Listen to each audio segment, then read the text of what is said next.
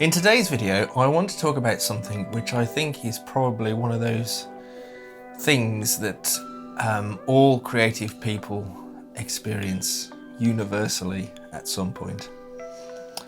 Some people probably have better ways of dealing with it than others, but it's definitely something that we all experience, and that is procrastination. Possibly the biggest enemy of the creative person, or one of the biggest enemies of creative people. And it's probably usually at its worst at the beginning of things, the beginning of a new project, the beginning of a task. That's usually when we feel it the most. It's easy to think of procrastination as being laziness, just sort of not having the the intention to get started, just that sort of laziness of like checking through your social media feed or whatever, scrolling through things endlessly, putting off starting because you know that the task ahead of you is large and it is intimidating and it is going to be difficult, maybe. But I'm here to tell you that it's not laziness. It is more likely some form of fear or lack of confidence, which disguises itself as laziness. And maybe if anybody has ever observed you in procrastination mode, they might think, what are you doing? You're wasting time.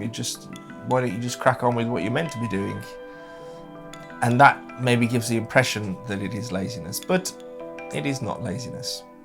And so for all of us as modular synth artists and musicians and creatives and so on, there are a lot of aspects to what we do which can seem overwhelming, whether it's creating a patch from nothing, or learning how to use a new module, or finishing a project, finishing a piece of music, finishing a track. All of these things can seem overwhelming. So that's what I'm going to talk about in this video today, procrastination. Hey there, if you are enjoying these videos and you are enjoying the weird and wonderful world of modular synthesis, then please do consider hitting the subscribe button. It just lets the algorithm know that I'm not sat here muttering to myself in this room full of cables for no reason. And of course, if you would like to support the channel further, I do have a Patreon, link is in the description. There's not an awful lot on there at the moment, but it is growing and it is filling up. You can kind of think of it as like an exclusive minimalist modular experience. But genuinely, your support is very much appreciated. It keeps the patch cables untangled and the ideas flowing. So thank you for being here, thank you for watching. It really does mean a lot. But let's get back to the video, shall we? Cheerio. So first of all, I think we have to understand why do we procrastinate? Why do we procrastinate? Because it's not always, sometimes it may be because the task that you have ahead of you is something that you really, really don't want to do, and it's going to be difficult, or it's going to be boring, or so on.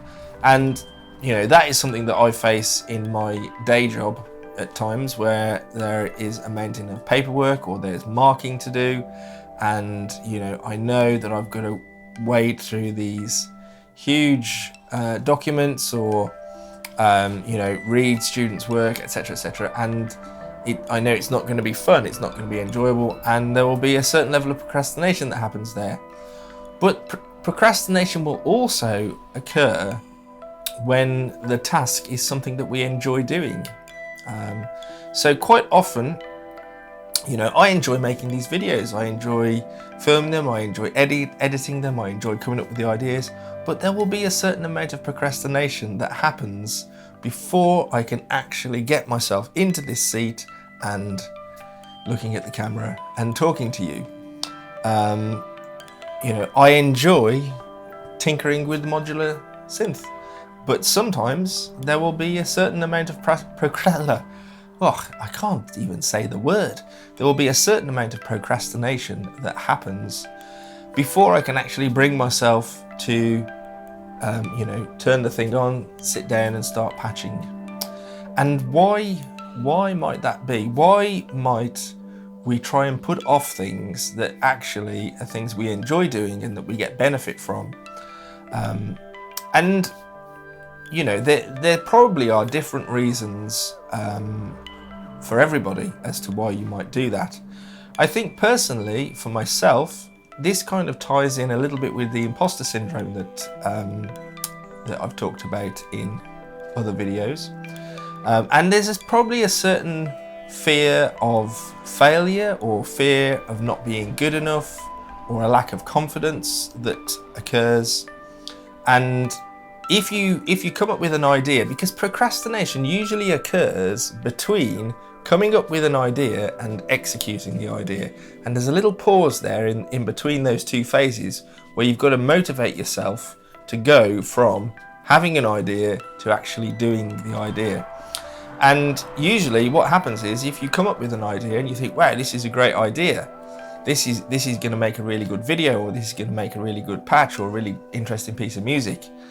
And we can get sort of trapped in that planning phase, and even that itself could be a form of procrastination, because then you've actually got to put that into action and you've got to make that idea a reality.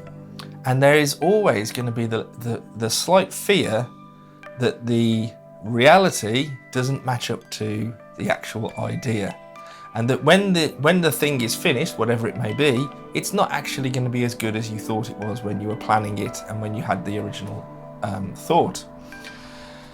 And so, this ties in with imposter syndrome, it ties in with perfectionism, and these are all things that I think many creative people experience. And this is where I think procrastination comes from. It's because we are worried about actually starting the thing, because as soon as you start the thing and as soon as you start making it a reality, it might not measure up to what you're expecting. And those expectations can be based on what you've done in the past. Maybe you've done something really good in the past, or something that was received really well, and you've got to then live up to that and recreate that level of thing again. Or maybe you're just starting out and you see what other people are doing and you think, oh, this is a really good idea, but I'm never going to be able to do it as well as that person has done. So there's often this little bit of fear, and that's what leads to the procrastination. And of course, procrastination can take many forms. It can just be scrolling through the internet, scrolling through your phone, finding other things to do, maybe just doing nothing, maybe just going out for a walk, whatever. There's all kinds of things. As I said, you might even get stuck in that planning stage where you think, I am working on the thing because I'm planning for it and I'm putting all this effort into planning, but that's not actually doing the thing. At some point you've got to stop planning and start doing, and the planning itself can then be a form of procrastination. I almost didn't say the word again then, didn't I? Procrastination. I'll get there eventually. Sometimes, if we haven't got some clear goals or a lack of clarity about what we're trying to do, that can make it difficult to know where to begin. There's nothing harder than having a blank page or a blank modular or whatever it might be, an empty starting point, where you've then got to start filling that with something. And that sometimes can be the hardest thing ever. And again, that can feed into this kind of creative paralysis and procrastination and so on. Or maybe you have got a good idea, a good goal of what you want to achieve, but you don't really know how to do it. There's so many different ways you could tackle a thing that knowing where to start from is difficult. And I think that's something that's quite common with modular, because obviously there's a lot of stuff in that box, and there's probably a lot of stuff in your box as well. That sounds weird. where do you start? Sometimes, you know, if you are starting from scratch and you want to try and do something different, something that you haven't done before, and you've got so many options of where to start from, which module are you going to pick first? Where are you actually going to start from? You know, and maybe you have a favorite module, but you don't want to always use that module. So then you're trying to think of different ways of working. And again, all of these things lead to us procrastinating. And, you know, there's a certain kind of irony, isn't there, that we often think of modular synth as having all this freedom and you can do whatever you want and so on. But actually that freedom becomes quite overwhelming when you haven't got some sort of structure in the beginning that kind of constrains what you're doing. And, you know, this can then lead you down the sort of tinkering route, which again is fine at times, but too much tinkering doesn't get things done and it doesn't get things achieved. So, you know, having some sort of plan or goal in the beginning is always useful. So I don't know whether you relate to that yourself. You know, procrastination might not be a problem for you.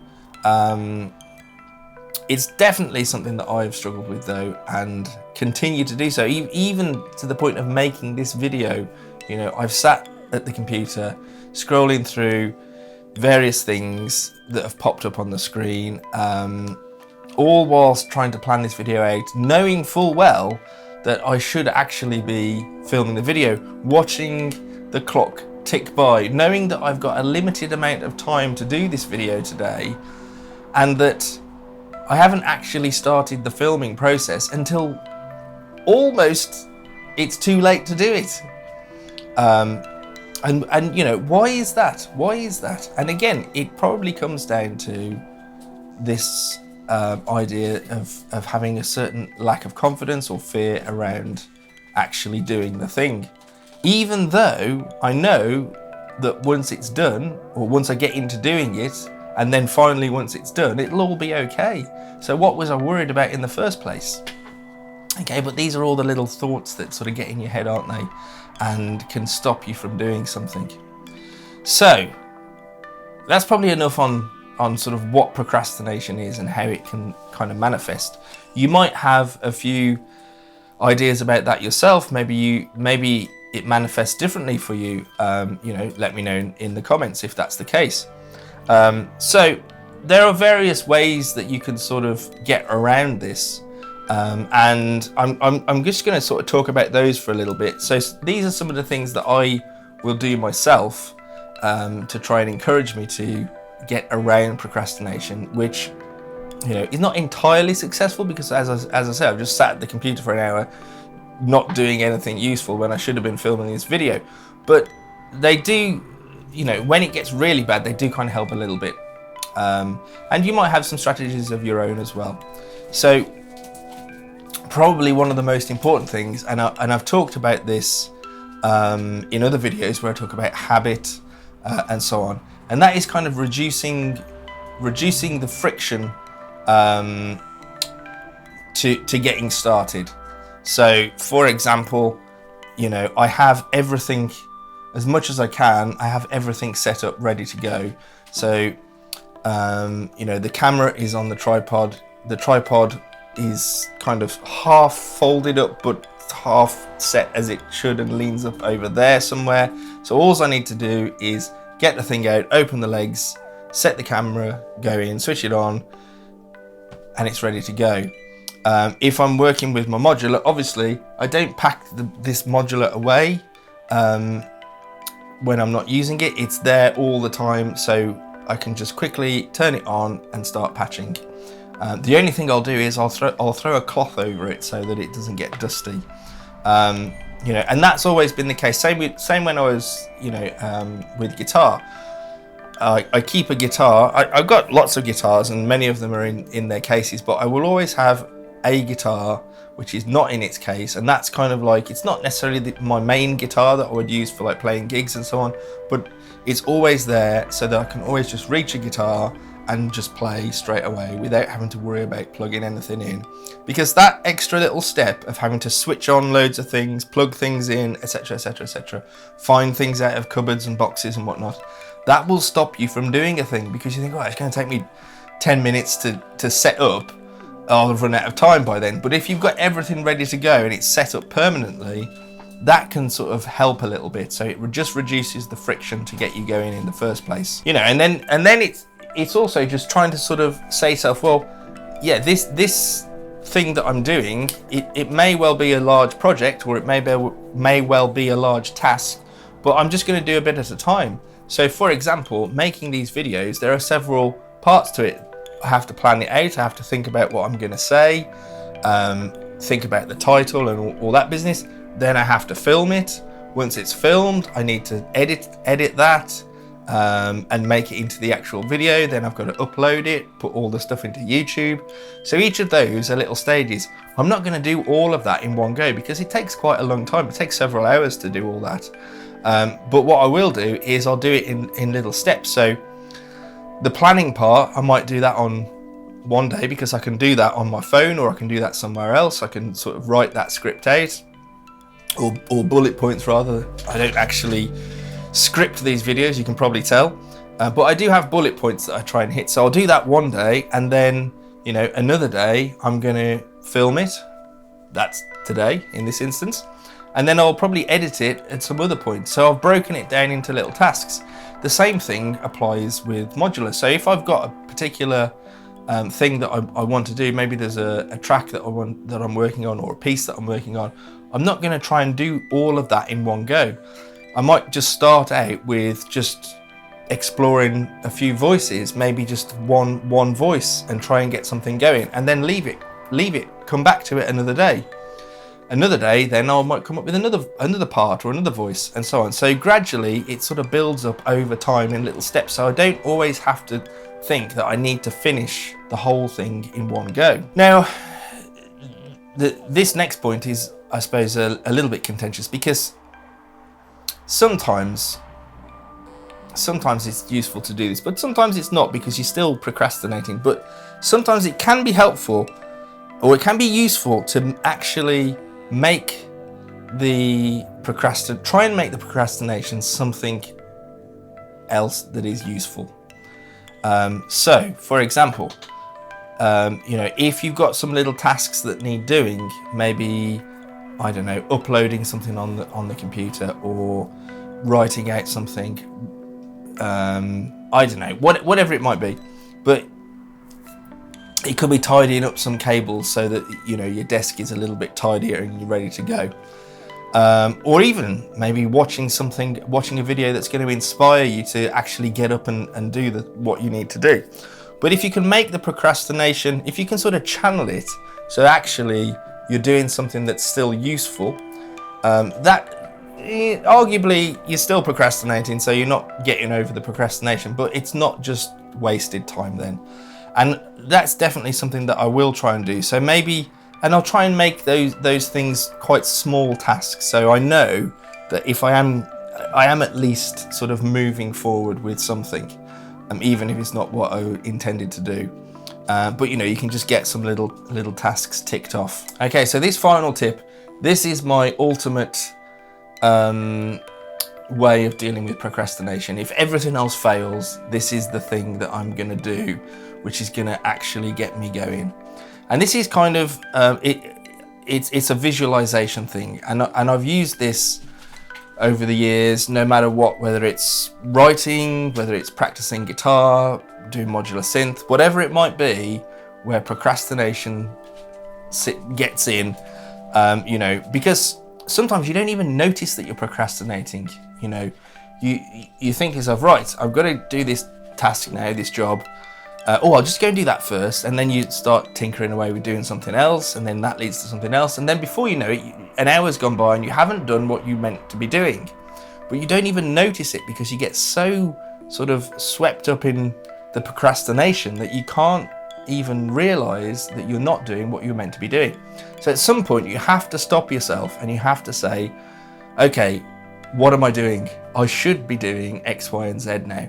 But you'll probably feel guilty in that moment. You feel guilty because you haven't been doing the thing that you were intending to be doing. You've been doing all these other things instead. But you have to realize that guilt is there. It's just a feeling, and if you notice it and you notice it arise and you notice that guilt there, then it will dissipate and it will go away. But you may still be left with this sort of nagging feeling that you don't want to do the thing that you're meant to be doing. So how do you get over that? Well, this little tip is something that I had it from, I don't even know where a book that I read many years ago about writing, creative writing and so on. And this tip is to use visualization. So, and I've never had a time when I've done this and it didn't work. And so this is the tip. This is the thing that I will always do when procrastination is at its worst, so to speak. And that is, so basically just to visualize yourself doing the thing that you're meant to be doing. So whatever you are doing in that moment, stop what you're doing, sit down, if you can, sit down, or just take yourself out of that space where you were. If you can, just close your eyes for a moment and just sort of focus on your breathing for a moment, and then start to imagine what you should be doing. So if it is that you should be doing something with your synth, that you were intending to do a patch or to work on a piece of music, start imagining yourself doing that thing. Try and visualize yourself from, outside, looking down perhaps, and see yourself in that place, wherever it is. Maybe it's your studio, maybe it's an office, maybe it's a spare bedroom, whatever. Try and see yourself in that space doing the thing that you should be doing. So imagine yourself plugging the cables in. Imagine what the sound of the tip of the cable going into the socket on the module sounds like, that little clunk that you get as it goes in. Try and imagine the feel of the cables in your hand. Try and imagine the sounds that are coming out of the synth. Try and imagine as much as you can about that situation. After a few minutes of doing that, you will probably start to feel ready to actually go and do it. As I say, I don't know why this works, but it has always worked for me, and it's something that I will use quite often. As I say, you have to kind of notice that you're procrastinating in the first place, but then once you try this thing, it does kind of help, and it really is quite a simple tip, but it is quite powerful, and it's just to sort of take yourself out of that situation and just try and visualize yourself doing what you should be doing. How do you feel about that thing? What kind of emotions or feelings are being created from that activity? Try and imagine those as well. Imagine as much as you can, as much detail about yourself doing that thing. And as I say, after a few minutes of doing that, you will probably start to feel that you are ready to go and do the task or whatever it is that you're trying to do. So I hope that is helpful. I hope that tip is helpful for you. That is my ultimate number one tip for dealing with procrastination. Those are the tips before that. They are definitely helpful as well, and those are kind of things that I'll always try and keep in place. But that is the ultimate one that I do use a lot when procrastination gets too bad.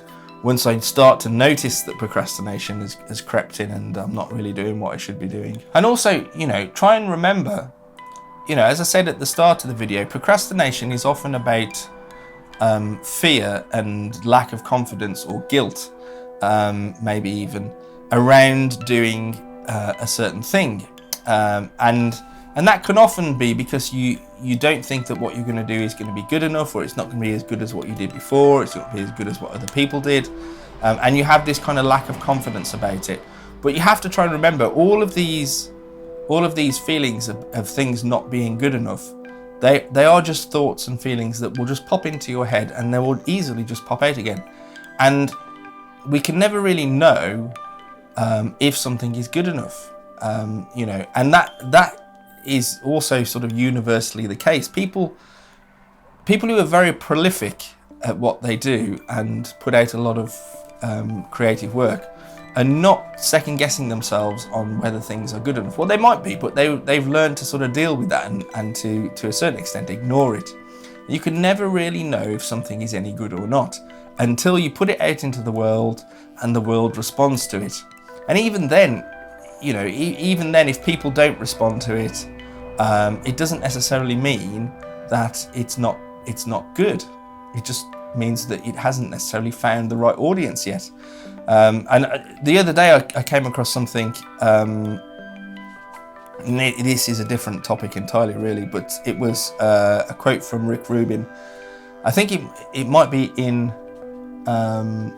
his book, which I just happen to have over here. The Creative Act, Rick Rubin, worth a read. Might do a video about that at some point, where he talks about good art